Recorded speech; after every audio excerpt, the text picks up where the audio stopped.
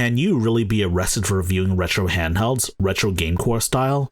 The Italian government seems to think yes, you can. And of course, new leaked details surrounding the pricing for the Asus ROG Xbox Ally X, and the normal variant as well. And of course, Valve's new publishing guidelines.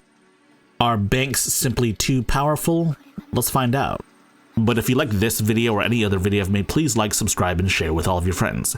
And in the meantime, why don't you check out Off the Console? It's a brand new podcast created by me, Gardner Bryant, and Games Revealed, with guest stars occasionally. And while yes, it's on YouTube, it's also available wherever podcasts can be found, like Spotify or Apple Podcasts. Check it out.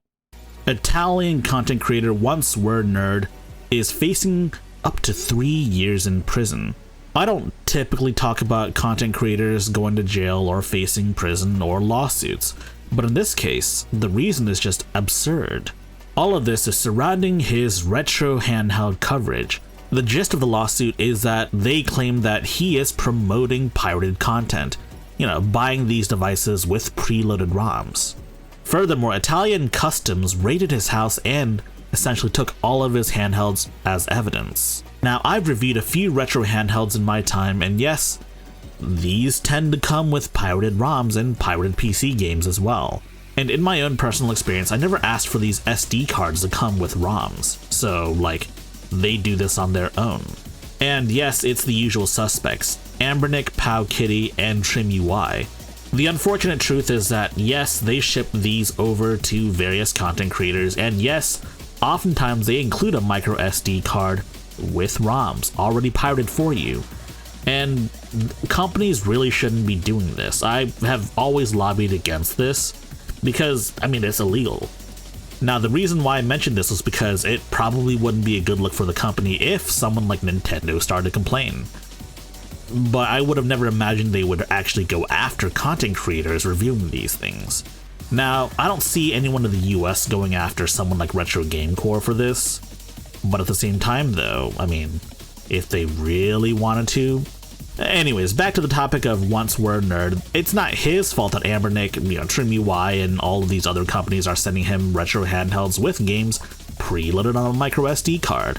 In his own words, he claims that he's never promoted, piracy, and if you want to go back to my videos, I've explicitly rallied against them including these micro SD cards with ROMs inside them already, because none of these games belong to them, and worst of all, they're not just including old games that you realistically can't buy anymore, they're also including ports of PC games that you can certainly buy today on PC, which is also pretty bad as well. What's important is that someone is facing jail time and definitely a fine of up to 15,000 euros.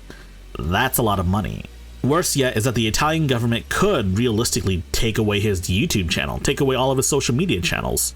I don't know much about Italian law, I'm not Italian, nor do I live there, but that seems kind of terrible, doesn't it?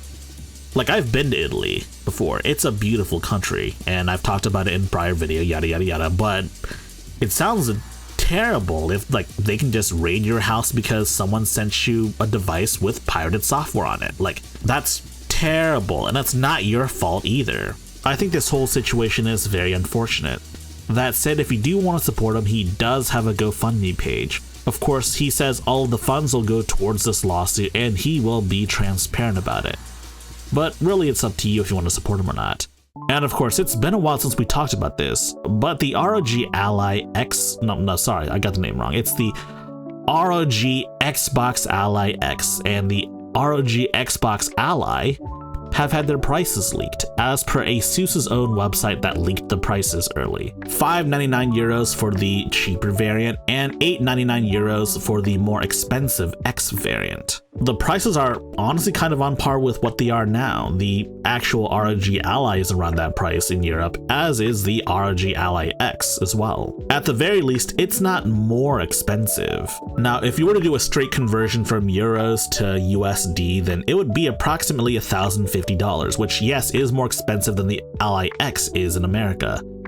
But you have to remember, European prices include VAT, value added taxes, which means that that's what you pay, as opposed to paying $800 and then you pay like another $50 or so in tax. No, it's not like that at all. I would expect the ROG Xbox Ally X to be very similar, if not the exact same price as the current ROG Ally X, which is going on Best Buy for $899, so like $900. And given this was leaked from ASUS's own website, I am inclined to believe that the prices are going to be very similar to the existing prices, which makes me kind of glad because I was worried this would be super expensive given how much more expensive everything is in America because of certain things I won't talk about. The next topic I want to talk about is, of course, Valve. So on Valve's official Steamworks page, you can see a bunch of rules and guidelines for games you should not publish on Steam. And most of these rules are pretty reasonable. No hate speech. No content that isn't properly labeled. You can read the entire list on the official Steamworks page. But what I want to talk about is this very last and very new addition.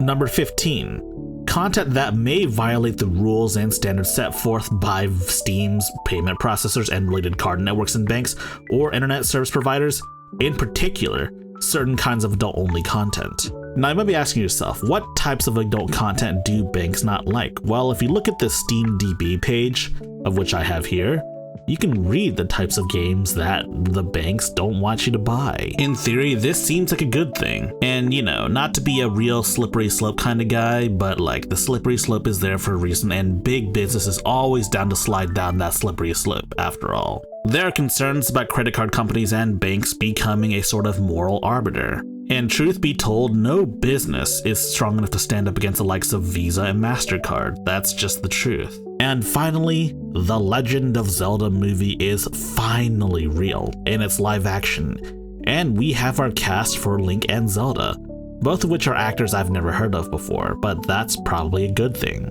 Shigeru Miyamoto, the creator of The Legend of Zelda and of course Mario and a bunch of other Nintendo games, has announced that Zelda will be played by Bo Bragason, and Link being played by Benjamin Evan Ainsworth. While they may not have very many accolades or very roles in general under their filmography, the fact that Nintendo is taking a risk on these actors means that this movie stands a chance of being good instead of like filling up the cast with a bunch of A-listers. Like imagine Tom Holland as Link, that would be terrible, right? Like seriously. Lots of video game movies are stuffed to the brim with A-list actors and they always end up really, really terrible. Like seriously. Like they blew all their budget on these big name actors, but Nintendo's taking a risk on some unknown British actors. So maybe there's a chance that the Zelda movie will be good? I don't know, I'm not holding my breath, but I'm gonna see it regardless of whether or not it's good, so yeah. If you like this video, please press the like button and check out our other videos, and if you like those other videos as well, be sure to press the subscribe button and share the good gospel of high-tech lowlife with your friends. Furthermore, we have a community Discord for enlightened individuals such as you. And if you wish to further support high-tech lowlife, be sure to check out our Patreon page. Links in the description